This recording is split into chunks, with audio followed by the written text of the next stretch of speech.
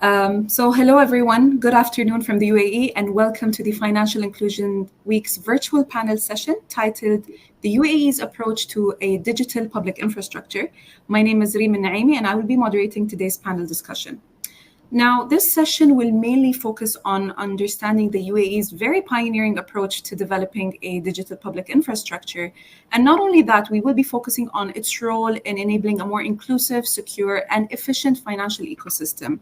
Now, as part of that, we will also be exploring how the UAE has built a very comprehensive financial market infrastructure that integrates things such as the fast payment systems, digital identity, which we call here the UAE Pass, things such as data privacy frameworks, and much more. Today, we have with us an amazing set of panelists that will be able to reflect on these systems that have been put in place. But before we delve into that discussion, I'd like to give the floor to Her Excellency Fatma Al-Jabri, Assistant Governor of the Central Bank of the UAE, who will tell us a bit more about the UAE's strategic vision for an inclusive digital infrastructure. Over to you, Your Excellency. Thank you, Reem, and good afternoon. Thank you all for joining us in this important discussion. The UAE progress in building a digital public infrastructure is more than just a story about technology. It shows our leadership's strong commitment to empowering the public, improving government services, and supporting a dynamic economy. Under the leadership of His Highness Sheikh Mohammed bin Zayed Al Nahyan, the UAE has embraced digital transformation as a national priority. From digital identity to connecting payment system, our digital infrastructure is built to be inclusive, safe, and ready for future. We believe that technology should always serve people and not the other way around. Today, we will discuss how digital public infrastructure can form the foundation of smarter and more equitable society. Infrastructure is not only about technology, it's also about trust, access, and opportunities. It's about enabling every citizen, every entrepreneur, and every institution to thrive in a digital first world.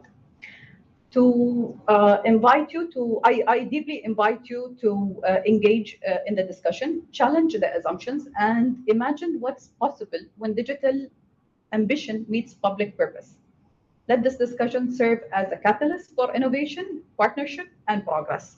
Thank you, and back to you, Reem, and good luck to all of us. Thank you so much, Your Excellency, for these great insights. I'd say the biggest takeaway from what you said is that technology should always serve people. And I think that's the core of everything that is done in the UAE. And I think we are now ready to hear from the four very inspiring individuals that will tell us a bit more about how the UAE has been achieving the vision that Her Excellency Fatma has just talked about. Today with us, we have His Excellency Mohammed bin Tali'a, who is the Head of Government Services of the UAE. We also have with us Hamid Al-Hamadi, Chief of Strategy at the Central Bank of the UAE, as well as Dr. Tariq Al-Hawi, Acting Chief Operating Officer in Al-Ittihad Payments. And last but definitely not least, we have with us Mohammed Al-Khamis, who's the Director of Development Department at the Telecommunication and Digital Government Regulatory Authority. For short, we'll just refer to it as TDRA. So thank you, gentlemen, for joining us today. Inshallah, this is going to be a very insightful session. I'd like to just go straight into the discussion, if you'll allow me, and I'll start off by asking His Excellency Mohammed bin Tali'a. Your Excellency, can you tell us a bit more about how government digital enablers, such as digital identity systems, support a more inclusive and sustained use for financial services? Thank you, Reem, and pleasure to be with all of you today. The United Arab Emirates have put digital enablement at the top of its priority over the past 10 to 15 years. And we have gone through many iterations of improving public services and public access to digital services across the board, including financial services. You mentioned the UAE Digital ID. The Digital ID today helps, which is the UAE Pass, helps citizens and residents in the United Arab Emirates to access securely any digital platforms, whether it's be government platforms or platforms in the financial sector. The platform, the UAE Pass today has a secure model of how users can get access to that and verify their identity and reduce the risks of unauthorized access to their data, unauthorized access to their accounts, due to the inherited security architecture that it employs.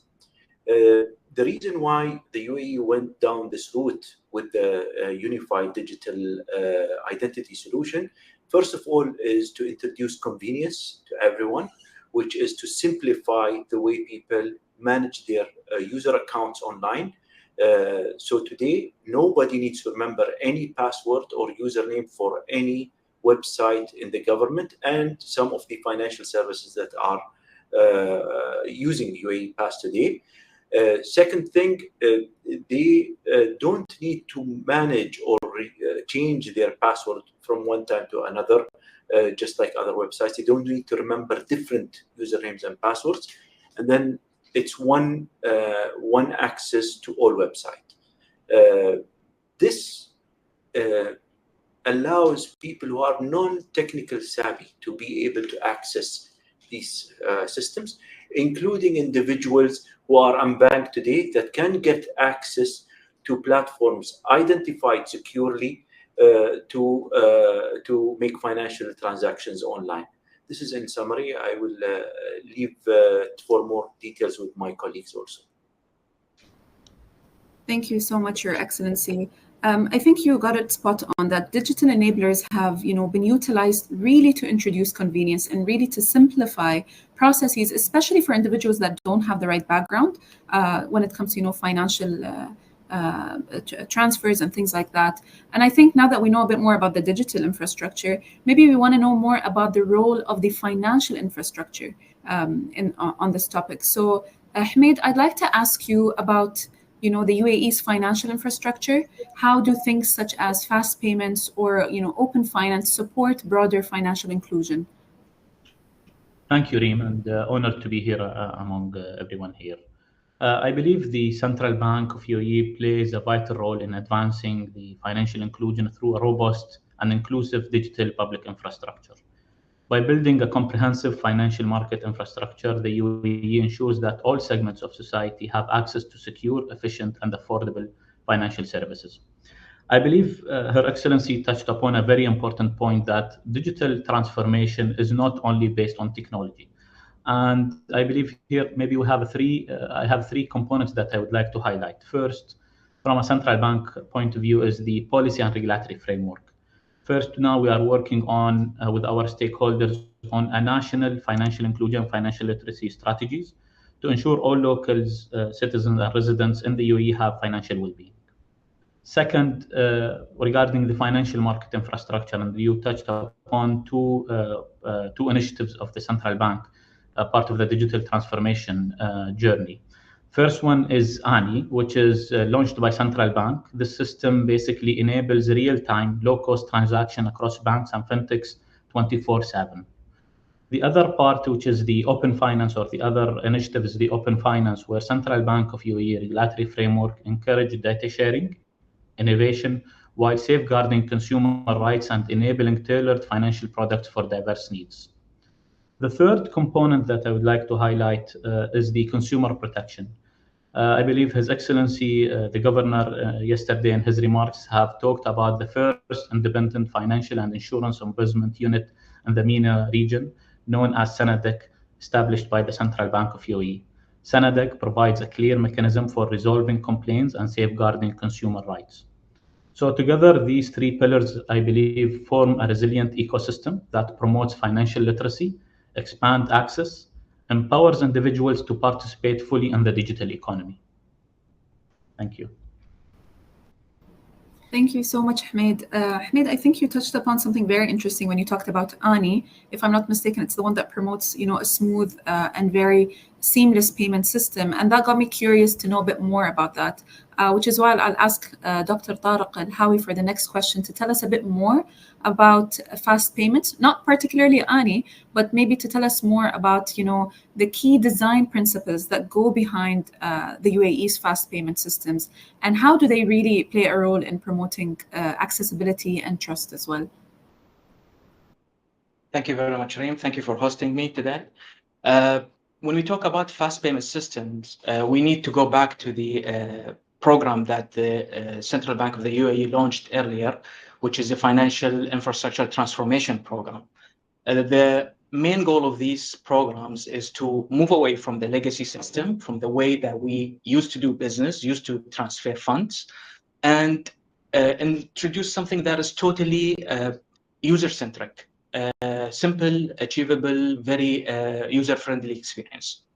So while designing Annie, we had several principles in mind, and hopefully I'll try to cover all of them and show you how it assesses the accessibility or impacts the accessibility or the trust that we have within the financial sector. The first thing when you say, when you mention Annie, it's the name itself. Annie in Arabic means real time. So we wanted to produce something that is real time and available 24/7, like my colleague Hamid mentioned earlier. So with Annie, you always have the payments settled instantly, and the service is available 24/7, regardless of weekends or holidays. With this in place, consumers will have consumers and business as well. They will not have any restricted timing or working hours that is imposed by the banks. And immediately when you go to Annie, you will always have that availability, which builds confidence when you want to do any kind of payments. So real time and 24/7 was the first pillar that we looked at. Again, when we think about Annie doesn't work on itself. It is a central infrastructure. However, most of the LFIs are connected to it. So we wanted to think about interoperability across all banks or any LFIs. LFIs could be banks, could be licensed PSPs or fintechs, or even exchange houses. So we built a central infrastructure, central platform that is able to connect different LFIs. And with that, people can use that central service or central infrastructure to transfer funds, whether they have a bank account, whether they have a digital wallet, or whether they go through an exchange house. So we will ensure that there is always a uniform experience that standardizes the way we transfer money and reduces any errors or disputes that might come there. The third pillar was, as I mentioned, the user experience. Currently, if you want to transfer money between people or businesses, you need also always to get your hands on the IBAN, and then you validate the IBAN, make it as a beneficiary, then you can send the money. With Annie, you don't have to do that. It is totally a frictionless experience where you can send money to people or businesses using only their mobile number, their Emirates ID, their email addresses, plus the traditional bank accounts. So if you pull up your Annie app right now, look me up, you will find me there. You can immediately choose me, send me the money. This is very easy for the less tech savvy users. It's straightforward, 3 steps, and you can send the money. With that in place, we will always have addressed the barriers that the underbanked or the unbanked people had before. So you don't need to have an IBAN account. You can simply go to download a wallet or have an exchange house card, or even use any other channel, financial channel. So with that, we reached out to a much wider audience, not only the traditional banked ones, but the underbanked and the unserved. Again, when we create something like this, at the top of our list comes security, because we're dealing with financial institutions connected to us, and we're dealing with money transfer from A to B. So when we built Annie, we made sure that everything that goes through Annie is end-to-end encrypted. We use always secure APIs. We don't allow anybody to use other than our APIs. And there is always real-time fraud monitoring for everything that we pass through this infrastructure. And with that in place, you will make sure that whoever has applications or other services they want to connect to us, they will have these secure channels. And for the users, they will always have this trust and conduct their businesses without fearing of losing data or money. And finally, the one thing that will give trust to everyone, that this is operated by the Central Bank of the UAE through Al-Ittihad payments. So there are a set of rules, dispute processes, compliance standards, uniform onboarding for every LFI, and we always ensure that neutrality is there, security is there, and consumer protection is always addressed. These are some of the pillars that we had in mind when we designed ANI. Thank you so much, Dr. Tariq. If I can summarize and tell me if I got it right or wrong, I'd say there are three main pillars: being really adamant on to be real-time with all the processes, to really focus on user experience, as well as to focus on interoperability. In a nutshell, if I missed anything, do let me know. This has been obviously very insightful for me as well. I do want to reflect back to something, maybe I'll deviate from the topic just a bit, something to His Excellency Mohammed bin Talayah talked about. He talked about UAE Pass and our, the system that we have in place. And I would love to know a bit more about it. So I'll open the floor now to Mohammed Khamis from TDRA. Can you tell us a bit more about how the UAE Pass and any other digital government platforms have contributed to the seamless financial service delivery in the UAE? Yes, we can. First of all, thank you, Reem, and it's a pleasure to be part of the panel here. Perhaps I'll start with, to answer that question, I'll start with, first we must recognize that UAE Pass is not just an application. It's basically a pillar of our national digital public infrastructure. The key contribution of UAE Pass is the ability to eliminate friction and enable simple and fast service delivery. Today, as we speak, it offers residents, citizens, and visitors with immediate access to verified essential services, whether for government, private sector, semi-government as well. It allows them to get a central authentication mechanism to transact in sections, replacing, as His Excellency mentioned, cumbersome process of physical and paperwork and in-person verification. Not only that, UAE Pass today also offers the ability to sign legally binding documents, and which fundamentally shifts, from a paperless future to financial and government services. It also offers the ability for the users to request and share their digital documents with the entities. The platform, in our view, is the most advanced digital identity, our national digital identity. Today, it empowers more than 12 million registered users from more than 350 entities, including 50 integrated licensed financial entities, be it banks, fintechs, exchange houses. From a financial inclusion perspective, the integration is nothing short of revolutionary. It simplifies digital onboarding. It makes it faster. It is allowing the banking sector, the financial sector, to provide services that were unthinkable, whether from opening a bank account, applying for loans, everything happening securely and with data privacy in mind. I just want to highlight that UAE Pass doesn't work in isolation. It is supported by the digital enablers, including our federal network, our sovereign cloud, and other enablers that work in harmony to ensure that UAE Pass provides secure and instant services that are basically under the right financial regulation. And obviously, today, as we speak, we work very closely with the central bank. They were the main catalyst, allowing for UAE Pass being the digital identity that allows for instant digital verification, which was not possible in a few years ago. Thank you. Thank you so much, Mohammed. I just wanted to highlight that there's a very common theme that you hear it quite regularly, and I think it's inherent to the topic that we're talking about. You talked about, again, how this makes it very seamless for the users. Her Excellency Fatma also talked about, how technology always serves people. Dr. Tariq mentioned how one of the design principles is focused on user experience. So I really want to delve into that a bit more, and I'd like to address this question to His Excellency Mohammed bin Talayah. Your Excellency, can you tell us a bit more on how can better user experience in general drive greater financial inclusion? Of course, user experience is part of everything we do in our day-to-day lives. Everyone is a designer, whether it be in the government as a government public servant, or in the private sector, in the banking sector, and fintechs. User experience is crucial because our users today compare their experience with the last digital experience they've gone through.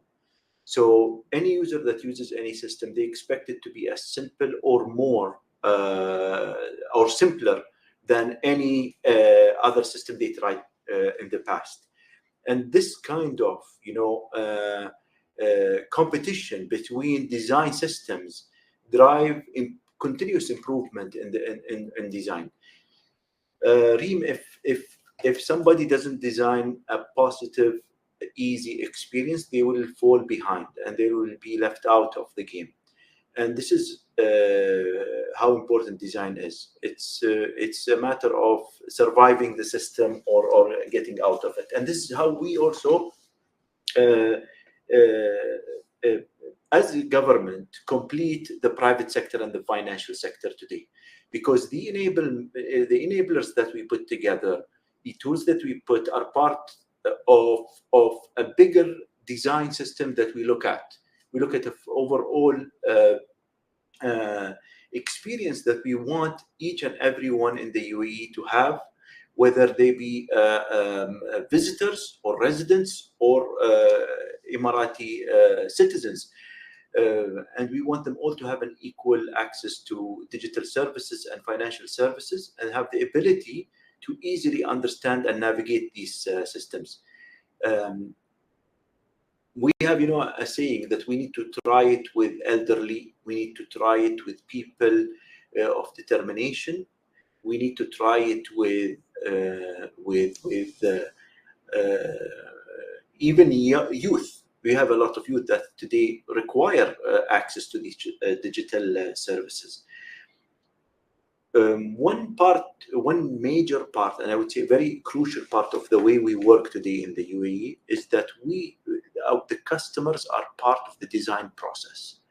All of the government entities are required to have customer sessions where they sit with them and co-create and co-design how services should look like.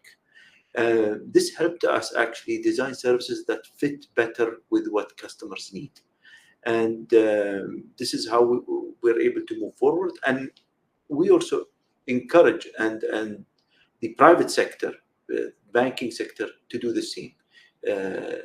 The more we involve our customers in the design process, the better the experience is for all.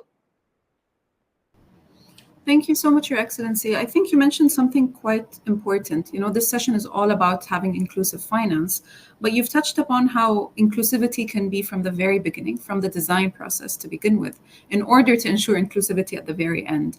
And not just in terms of inclusivity in the design itself, but also inclusivity in terms of the people that you interact with when you're designing such products and such user experiences. And I think that goes really well with what I want to talk about now, which also focuses on, how can we have better financial access and inclusivity for citizens and residents. And I'll ask Mohammed Al-Khamis if you can tell me a bit more about the role of these government services integration, if I may say, that how does that play a role in boosting financial access and making it more inclusive for citizens? Thank you, Rima. I think I'll try not to be technical as much as I can. Well, integration for government services is absolutely essential. It's the engine that turns, silos platform into a single connected national economy. When public services are interconnected, linking digital identity, payments, licensing, and the data frameworks becomes much, much easier, for citizens, for residents, as well as visitors.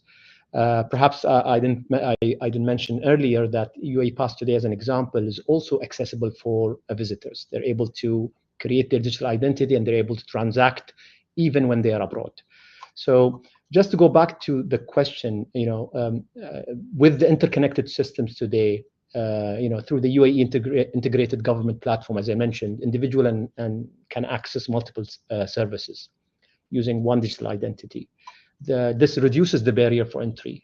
For new users, it accelerates adoption, it strengthens trust in both digital and financial systems. With UAE Pass as an example and other digital enablers as an access layer, it provides information that moves securely between the sectors, eliminating duplications, eliminating manual verification.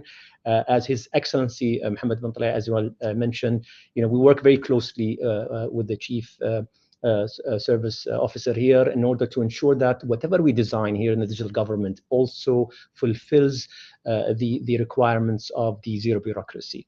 So today within UAE Pass, we have 140 private sector organizations, 50 financial institutions that rely on those connections. They rely on trusted, user-centric digital services. But beyond those numbers, beyond the numbers of 12 million users, the digital enablers have transformed sectors, be it in the telecom sectors, where today we can see services that were unthinkable in the past, with eSIM activation. In the financial sector, perhaps I mentioned the digital onboarding, the real-time KYCs. In the health sectors, we see patients accessing their sensitive data in terms of the health and prescriptions and so forth. In real estate today, we see that UAE Pass have enabled digital contracts, the ability for investors to be able to purchase properties, without even visiting the UAE. These services were unthinkable in the past. If I just give you some examples, in 2024 alone, our digital platform processed more than 3 billion transactions and more than 6 million logins events. Users have shared more than 17 million verified documents, across private as well as government entities. And this model that we have basically supports the UAE zero bureaucracy strategy, demonstrating how seamless connectivity can strengthen financial inclusions and intermediaries, and as well as citizen well-being. So these are some of the examples that we want to share. It's when coming together and working towards one goal, is we are able to achieve, the customer satisfaction and basically designing services that, resonates with the users at different personas in life. Thank you. Thank you so much, Mohammed. I think the biggest takeaway is that, the biggest outcome that integration has managed to achieve is that the level of seamlessness is not basic, as I can say. It's being able to go through processes in the UAE, outside the UAE, by citizens, by residents, correct me if I'm wrong, even visitors as well. So the breadth and width of the people that have managed to gain access because of this integration has been tremendous when it comes to financial inclusion. I mentioned the word accidentally. I said interoperability, and I think it's a good gateway to the next question that I had in mind, which was to Dr. Tariq Al-Hawi. I wanted to ask you a bit more, about how Al-Ittihad Payments has been working to actually ensure interoperability and inclusion across the different financial service providers. Okay. So we're here in this week promoting all financial inclusion. And when it comes to fast payment system, that is a major advancement where you push people towards the digital world rather than doing the traditional banking services. So to answer your question, let me first address the interoperability. As I mentioned earlier, this is any fast payment system that the Central Bank of the UAE introduces is a shared national infrastructure where it allows different tiering model of banks, non-banks to connect to it through a very secure, standardized APIs. And it ensures always that whenever we do some sort of an integration, it is a one-off integration. So they don't come back again whenever we introduce new features, we introduce new fold. They don't do that again. It is a one-time off integration that will run for a long period of time. Another thing is that we always, to ensure interoperability, as I mentioned earlier, we need to have the rule book, the operating procedures, the technical standards for every participant. And as long as they follow these specifications, It will simplify their onboarding process. So whenever they want to join Annie, there is a set of specifications, there is a set of rules that they need to abide with, so they ensure compatibility and interoperability. And with that, it makes it much, much more easier to do the interconnections between the banks or the people or the businesses that are all connected to this bubble. This is to answer the part of interoperability. When it comes to inclusion, this is the bigger picture that we look at. This initiative entirely is designed to do three things. First of all, to broaden the participation of all LFIs. We don't want only the traditional banks to be part of this. We need the other tiered non-banks models to be part of this as well. Exchange houses, wallets, you mentioned it, DSPs. We want them to be part of that. And once we broaden the participation, we immediately promote digital payments for those who are the underbanked or the unbanked. So immediately, once we increase this demographic, the underbanked will be part of our platform. And directly or indirectly, when we do these two things, we reduce cash dependency. So we have our digital products, we have our digital channels that provide you with fast, affordable, and interoperable digital payments between different banks. So this is how we address inclusion when you introduce something like Annie. Real-time and low-cost payments as well plays an important role in this. So our main objective here as well is to lower the costs. Since it is regulated by the Central Bank of the UAE, we have mandates to reduce the cost of the transactions, to make it easier for these microtransactions that are carried by low-income users or small merchants. So we don't put a huge burden on their side when it comes to integrating with our platform. And we do that through multiple features that we put it in the fingertips of the users. Now, for example, let's take an example of those people who are doing business from home. Now you can easily register with Annie. You get your own QR code, and whenever you do any business transaction, you're considered as a micro merchant, let's say, and you send that QR to the client requesting for payment without using any costly POS terminals like what you see in other merchants. This is one of the features that you can always split the bill between you and your friends when you go to any of the restaurants. These are the things that we're trying to promote, where we're trying to increase the uptake of the service itself. And finally, we're not looking at what we're providing right now. This system or this platform is built to serve nationwide, plus cross-border.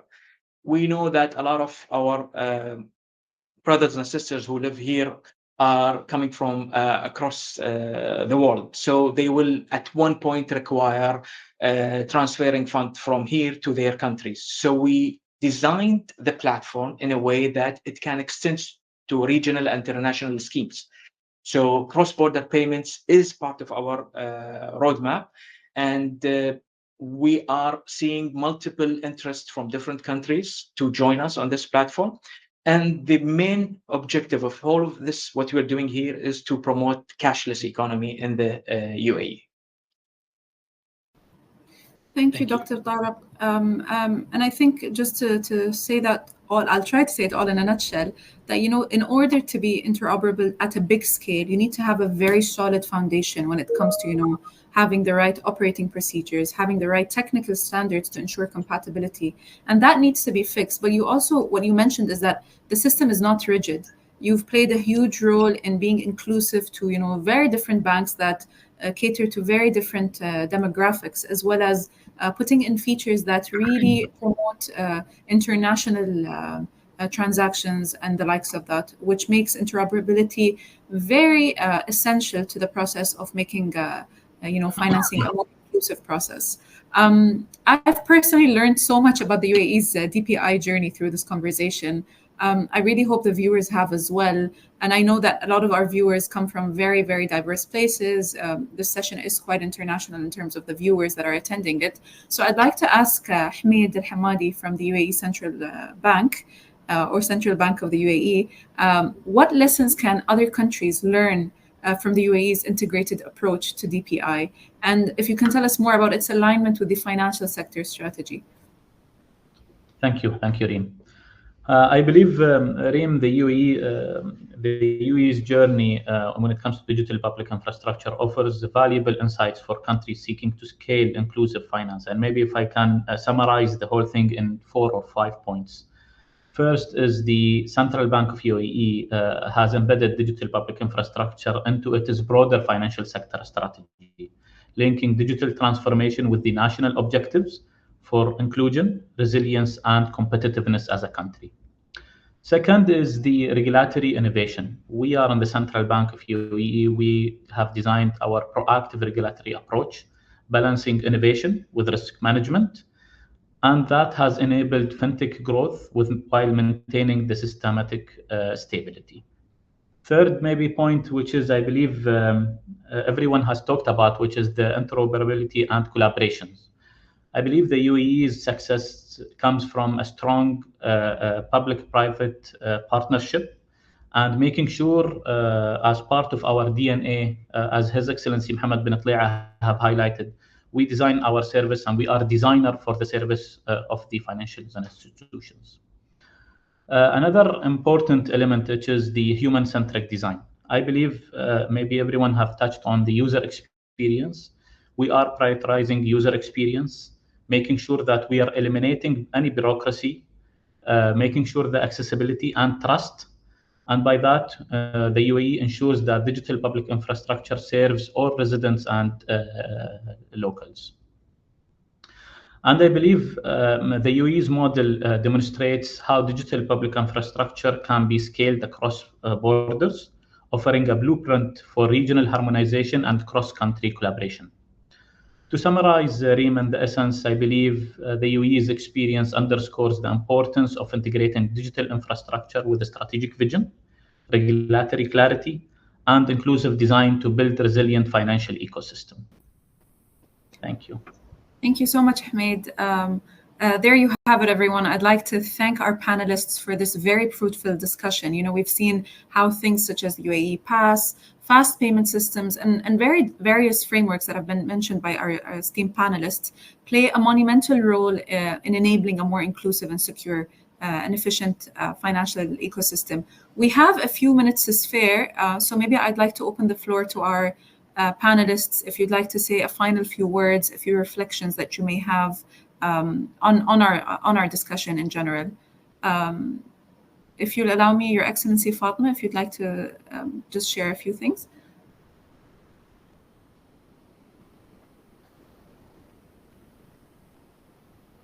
Can you hear us? No, we can't hear you at the moment.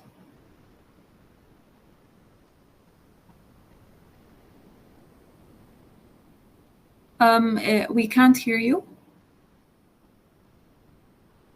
We can't until now. Maybe in the meantime, Your Excellency Mohammed, if you'd like to share your final thoughts on this discussion. Thank you, Reem. You know, first of all, I really appreciate that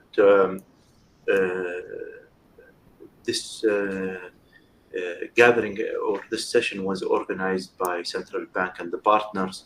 It's important that such discussions happen, and it's important to focus on humans and cater to their needs in all sectors, not only in the financial sector. And I think the points that have been addressed today by my colleagues, my esteemed colleagues, has been, I would say, I hope that they are useful and could be utilized and be instrumental in how others can implement it in their respective nations. And we look forward also to further sessions to learn more and try to gain more insights on how do we make this sector a more inclusive sector and make sure that everyone is part of it. Thank you again, Reem. Thank you so much, Your Excellency. If any of the other panelists would like to say a few words. Hamid? Your Excellency, I think Her Excellency Fatma is trying. I'm not sure if we still can hear you or... Your Excellency? Can you hear me now? Yes, we can hear you now. Excellent. The concluding remarks I would like to share is one, definitely thank each of the panelists that participated today. And my final statement is inclusion is not a one-man or one entity's show. It's a collaborative effort, right from private sector to government sector to individuals in many of the incidences. Only if they collaborate can you ensure that there is no segment or an entity is excluded. Without any of them, inclusion will be a close to impossible. Thank you again. Thank you so much, Your Excellency Fatma. Sorry, Hamid, I'll jump back to you if that's okay. Yeah, thank you, Reem. I believe I was going to complement what Her Excellency is saying. I believe this is, when we look at financial inclusion, we have to look at the ecosystem rather than looking at one entity or one. We are here gathered. I believe we have people from the Prime Minister Office, the Chief of Government Services. We have the TDRA, who are enablers. We have the AEP, who are operating the ANI. We, as a central bank, are representative. So it is a collaborative effort from everyone to push for this as a national agenda. And we need to make sure that this is on the top priority of everyone's within the UAE. I believe maybe I highlighted that we are working on our national financial inclusion and financial literacy strategy. As part of that strategy, we have consulted a lot of the government stakeholders, private sector, regulated industry, and even the people. So we have done an extensive studies on this. So maybe just to conclude, it is the ecosystem rather than one entity driving this. It is on our top priority as a central bank and as a country. Thank you, Hamid. Dr.